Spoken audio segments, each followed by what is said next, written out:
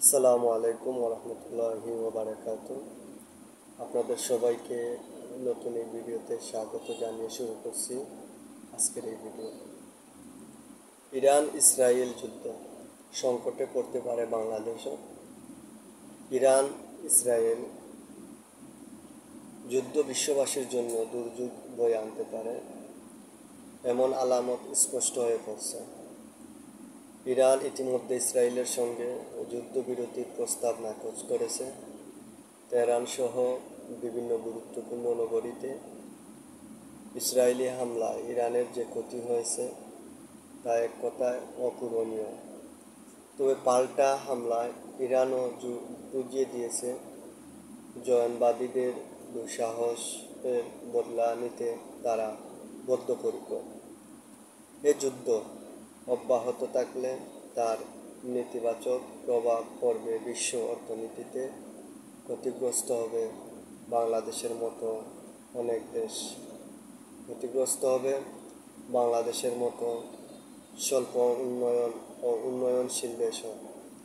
বিশেষ করে জ্বালানির দাম বাড়লে এবং রেমিটেন্স প্রবাহ কমলে হাহাকারের মুখে পড়বে দেশের অর্থনীতি।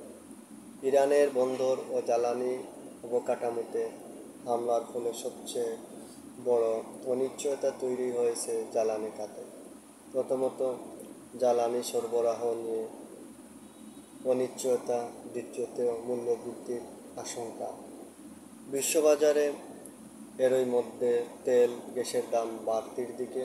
এর ফলে দেশেও জ্বালানির দামও বাড়ার আশঙ্কা সৃষ্টি হয়েছে।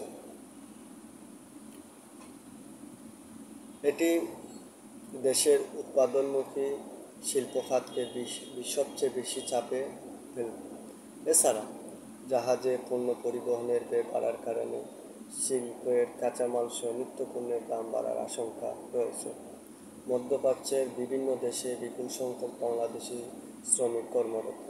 যুদ্ধ পরিস্থিতির কারণে তাদের কর্মসংস্থান অনিশ্চয়তা পড়তে পারে।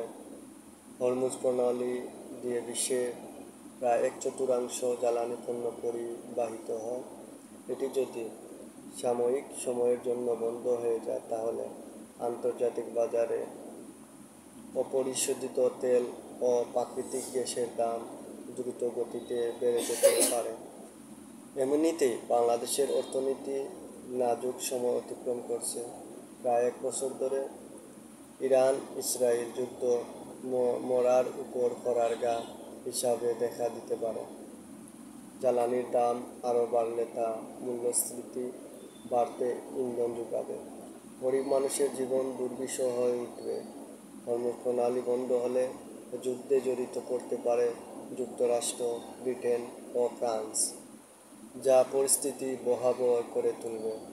একমাত্র শুভবুদ্ধিই এই সংকট থেকে পরিত্রাণ দিতে পারে।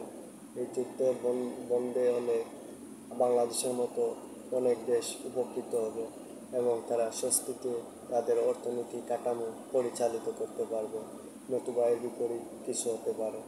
এ ব্যাপারে জাতিসংঘ সহ বিশ্ববাসীকে সক্রিয় হতে হবে, যাতে এই যুদ্ধ বন্ধ করে স্বাভাবিক জীবনে মানুষের সামাজিক মর্যাদা দিয়ে তারা জীবনযাপন পরিচালিত করতে পারে। সবাইকে ধন্যবাদ।